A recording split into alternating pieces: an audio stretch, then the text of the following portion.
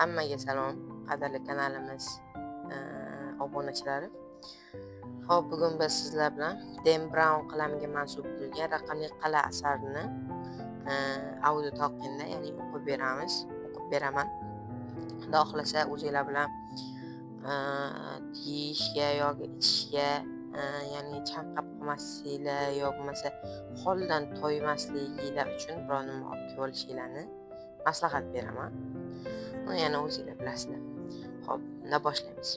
Dan Brown raqamli qal'a, 2-nashr. Muqaddima. O'lim barcha sirlarga oydinlik kiritadi. Enzay Tankado bu so'zlarni ayni haqiqat ekanligini juda kech angladi. Og'riqdan ko'ksini changlagancha yerga kular ekan, qanday mudhish xatoga yo'l qo'yganini tushunib yetdi. O'zi tomonga yordam uchun yopirilib kelayotgan olomonni elas-elas biladigan Takado majolsiz barmoqlarini yuqoriga ko'tardi va so'nggi kuchini to'plab, qo'llarimga qaranglar, deb pichirladi. Biroq uning quruq shagan lablaridan chiqqan bu so'zni o'zidan boshqa hech kim eshitmadi. Andazulning tonggi quyoshli nurlari ostida barmog'ida tovlanayotgan uzukka nur so'nayotgan ko'zlariga tikarkan Enzay Tankado ertangi tongni ko'rish unga nasib etmasligini sezib, kipriklarini ohista yumdi. Qorachig'lariga to'planib qolgan cheksiz iztirob bilan uning joni hech kimga vafo qilmagan bu foniy dunyoni tark etdi. Birinchi bob. Menga turmushga chiqasanmi jongina?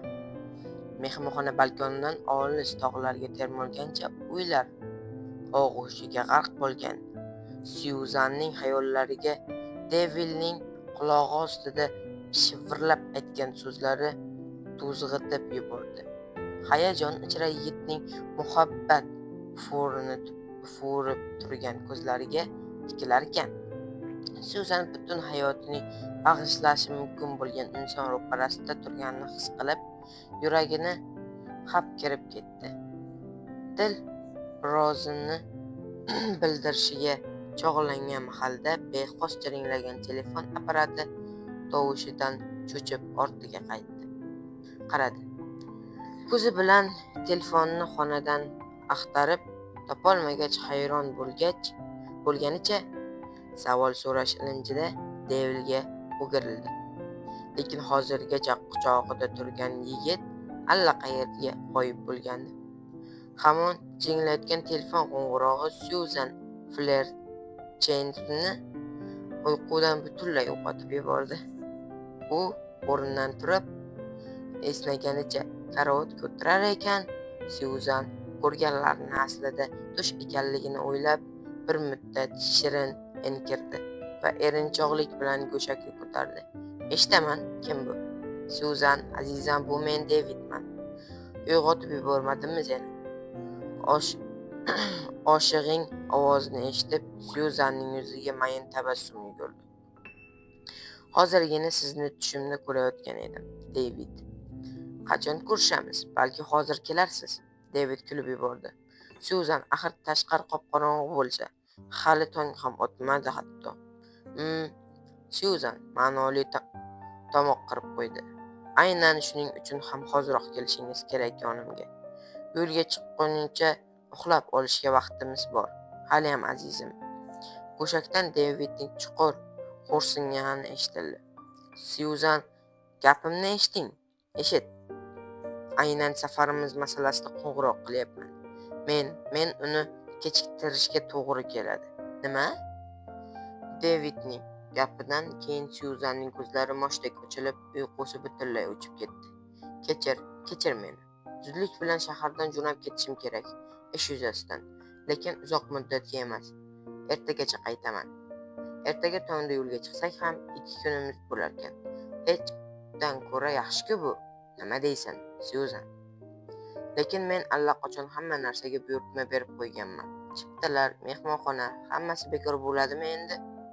dedi Syuzan ovozini titrab. Yig'lab yubormaslik uchun labini tishlarkan. Bilaman Syuzan, holatingni his qilyapman, lekin bugun biz uchun unutilmas kun bo'lishi kerak edi. Axir unashtirilganimizga 6 oy to'ladi bugun. David, esingda bormi o'zi bu? Syuzan. David tortdi. Hozir uzoq gaplasha olmayman sen bilan. Tashqarida mashina kutib turibdi. Ketishim zarur. Senga samolyotda qo'ng'iroq qilaman va hammasini tushuntiraman. Sabr qil, iltimos. Nima? Samolyot? Yana qanaqa samolyot? Uzoqqa ketyapsizmi? Nimalar bo'lyapti o'zi, David? Universitetingiz bil.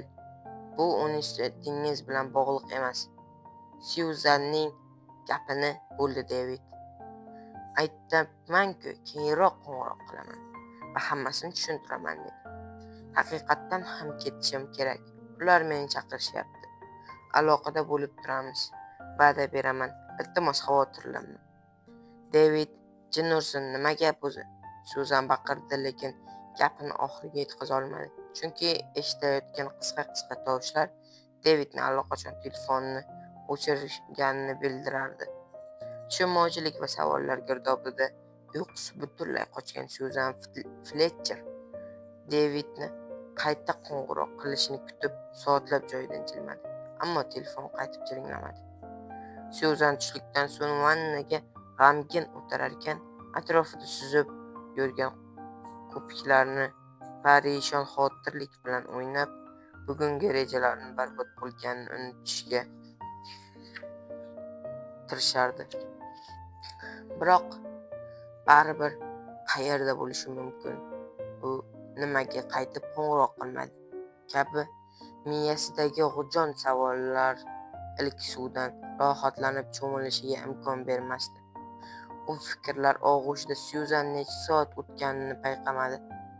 Ham suv sovuq, endi junjiktirayotgan sezganlardan keyin vannadan chiqmoqchi bo'lib turgan mahali qo'l telefonni tilga tirib, unga qo'ng'iroq qilayotganini xabar berdi. Yuragini hovuqtirib ketgan qiz har yonga sachraganicha suvdan sakrab turib telefoniga yugurdi. David, sizmisiz? Bu men, Stratorman. Tanish ovoz eshitildi go'shakdan. Oh, Syuzanning tarvuzli qo'ltig'idan tushdi. Xayrli kun, komandor, dedi u past ovozda, hafsalasi pir bo'lganini yashira olmasdan. Syuzanning kayfiyatini sezib, go'shaklarni narigi tarafidagi odamga xandon otib kuldi. Yoshroq yigit kulayotganmiding? Yo'q, janob. Syuzan uyalib ketdi. Bu siz o'ylagandek, bu aynan men o'ylagandek. Ovoz egasi yana kuldi. David Becker yaxshi odam. Uni ehtiyot qil. Rahmat, janob. Komandorning ovozi jiddiylashdi. Syuzan, yordaming kerak, shu sabab qo'ng'iroq qilyapman. Ofisga yetib kel. Qiz tuzg'ib ketgan fikrlarini jamlashga urindi. Janob, bugun shanba-ku, biz odatda. Bilaman, javob berdi komandir bosiqlik bilan. Bu favqulodda holat. Syuzan ajablanganidan o'tirib qoldi. Favqulodda holat? U hech qachon bu so'zni komandirning og'zidan eshitmagan. Favqulodda holat. Kriptonda favqulodda holat. Bu nima bo'lishi mumkin ekanligini qizning miyasi hech ham tasavvur qila olmasdi. Xo'p, bo'ladi, janob. So'ng biroz o'ylanib turib qo'shib kuldi. Iloji boricha tezroq yetib borishga harakat qilaman. Hoziroq yo'lga tush, dedi komandir qat'iy ohangda. Aloqa uzildi.